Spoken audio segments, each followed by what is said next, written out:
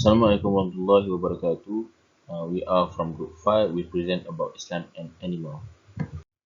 And that's our group member. First is me, Anas bin MOKHTAR, and second HAZIQ HAIRUN, and third Muhammad Syakir bin MUSTAFFA. Introduction. Islam is the religion that has all the complete mechanism to establish itself as an exemplary civilization to other human beings. Among the main features of the pamphlet of Islamic civilization is the pamphlet of the mercy. Animal in Islam. What is the position of animal in Islam? Animals are God's creators who have fulfilled their responsibility well. They were created to serve mankind. Al-Quran names this species as Musakhar, which is created provided by Allah Subhanahu wa Taala to be used as a tool and resource for human development. We see here the importance of human-animal relationship in realizing the understanding of human development as desired by Allah. The meaning of animal according to the Malay and Scientific Dictionary. Animal or beasts are a large group of multicellular eukaryotic organisms that belong to the realm of Animalia or Metazoa.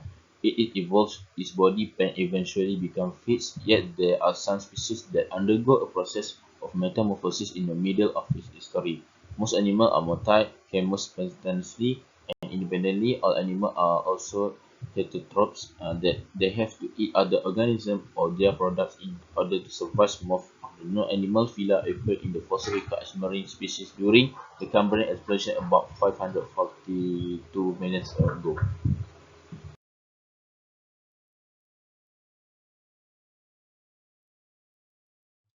Human responsibility and animal welfare. Islam is a religion of mercy for the whole world that teaches its people to be kind to fellow creatures, including animals. Islam also forbids any form of tyranny and persecution on all his creatures, whether humans, animals, plants, or the environment. Allah subhanahu wa ta'ala said through the words of Rasulullah sallallahu alaihi wasallam, Ya ibadi, inni hurimat azulma ala nafsi wa ja'alathu bainakum muharraman fala tazalamu. Riwayat Imam Muslim. Then animals are creatures of his creation that are interconnected with the daily life of human beings as caliph on this earth. It provides food, drink, clothes, entertainment, and a means of transport for all human concerns. As a result, there are some rights that must be upheld in human-animal interactions, such as feeding and caring for the welfare of animals. If that right is violated, a person is deemed harsh and will commit sin. Next, the effects of animal cruelty. First, animal mistreatment has a variety of consequences. The recent rise in animal abuse cases has unquestionably had a number of detrimental consequences, physical and emotional harm to abused animals, as well as persons who conduct such terrible acts among them. Dogs and cats who are neglected and do not receive adequate protection from their owners experience emotional distress. The second is the public is also concerned about the animal's scars or bodily ailments. Thus, intelligent humans are prepared to torture these helpless creatures until they are severely damaged, blinded, handicapped, or killed. And the last is, animal cruelty cases can have a negative impact on a country's reputation. Through the internet, an individual may quickly access information from all around the world in today's technological age. As a result, it is unsurprising that unpleasant things that happen in a country will be widely publicized. Then, the importance of caring for and protecting animals. First, animals provide social support. Animals provide social support by being the best friend of their masters. Most people feel that they can relate to their pets and even have very similar personalities. And also, animals offer unconditional love. If we have a pet, every owner will know what true love is. If treated and cared for properly, then a pet can be very caring of its owner, and its owner will always be meaningful in their life.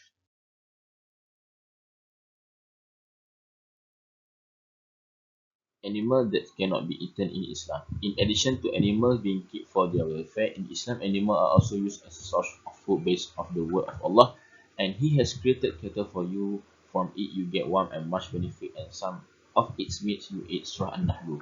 There are three types of animal that are haram based on general agreement because they have characteristics that are felt to be very easily transferred to human.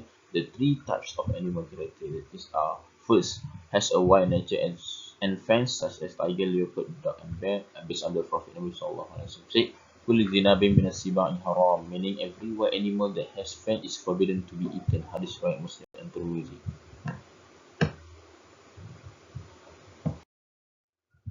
Every animal with sharp claws, such as eagle, cockatoo, and owls, based on the Prophet Nabi Sallallahu Alaihi Wasallam, said, "Nabi Sallallahu Alaihi Wasallam and kulli mahluk min at-tayr," meaning the Messenger of Allah has forbid eating every bird with sharp nail. Number three, every animal that eats dirt, such as flies. The Prophet Nabi Sallallahu Alaihi Wasallam said, meaning from Ibnu Umar radhiyallahu anhu said, the Messenger of Allah forbid eating animal that eat feces and drinking their mud. Haram animal through special agreement. To the special argument, namely the argument that directly mentions the prohibition of certain type of animal. There are several types of animal that are forbidden to be eaten by Muslims because each of them is called by prohibition that forbids it. The several types of animal are: number one are pork. Allah say, "Hurimas alaikum maitatu wal-damu wal-lahmul khinzir," meaning forbidden for you to eat carrion, blood, and pork. Number two, himar or tim donkey. The Prophet Nabi Sallallahu Alaihi Wasallam said, which means the Prophet has forbidden eating tim himar meat and a lower horse meat. And number three is forbidden to kill them, such as single frogs and hudhud birds. The Prophet Nabi Sallallahu Alaihi Wasallam and Abu Hurairah qala nahiya Rasulullah Sallallahu Alaihi Wasallam and qatala sardu was-safdu wal-hudhud, meaning the Messenger of Allah has forbidden the killing of single frog and hudhud's bird. And number four, frog. The Prophet Nabi Sallallahu Alaihi Wasallam says, indeed, physician asked the Messenger of Allah about frog for medicinal purpose. The Messenger of Allah forbid killing them. Assalamualaikum warahmatullahi ta'ala wabarakatuh. Me, IKMAL HAZIQ bin HAIRUN, will present and explain about the subtopic for the topic Islam and Animal. And the subtopic is slaughter. Slaughtering according to the Quran in Surah Al-An'am verse 118. A'udzu billahi minasy syaithanir rajim. فَكُلُوا مِمَّا ذُكِرَ اسْمُ اللَّهِ عَلَيْهِ إِن كُنتُم بِآيَاتِهِ مُؤْمِنِينَ. So, eat, which is the flesh of that animal, upon which the name of Allah has been invoked, which is when slaughtering, if you do believe in His verses.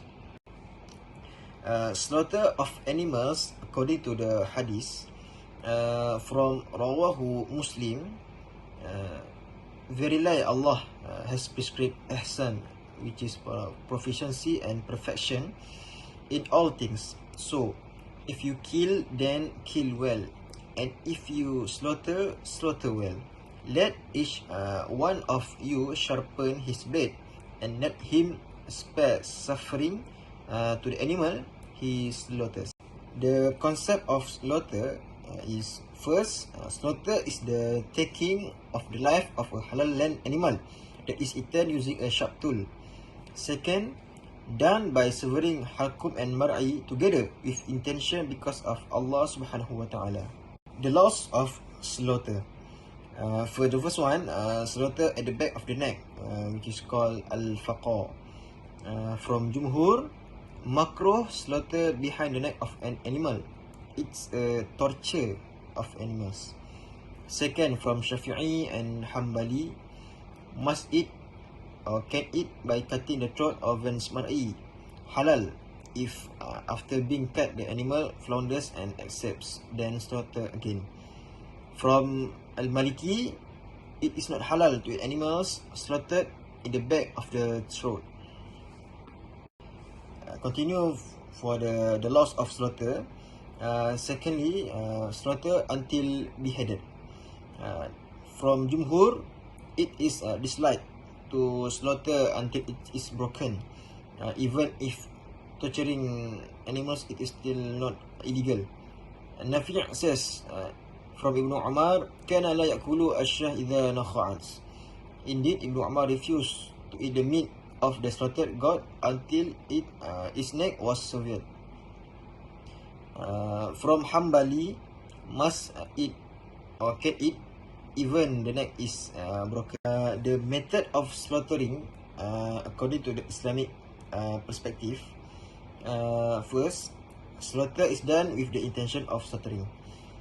Sacrifice is done because of God and not because of something else.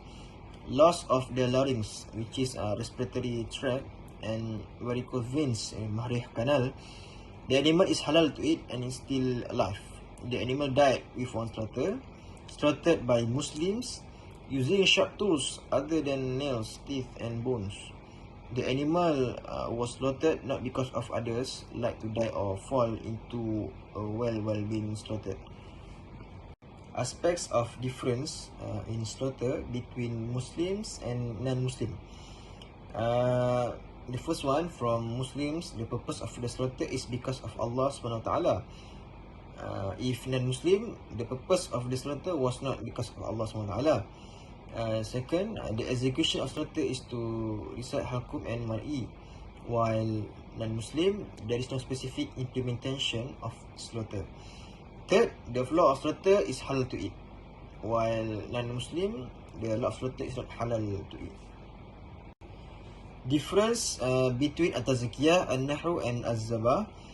At-tazkiyah, according to the language, is masdar from zakatu al-hayawan, I slaughter animals, and it is same noun form is zakah, which is az-zabah and nahr. According to the terminology, it is the factor that makes it lawful to eat land animals.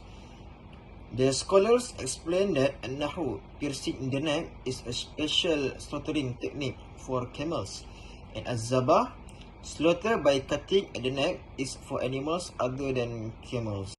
From Mazhab al-Hanabila, follower of Imam Ahmad bin Hanbal, define it as dhab, cutting, or nahru, piercing, is a method of slaughter for land animals that in control, which is capable of being caught, other than grasshoppers and the like, by cutting throat, which is trachea and respiratory tract, and mar'i, which is esophagus and alimentary canal, or by way of piercing for a strong animal thrashing, or prevented from slaughtering it, which is as in killing a hunting animal.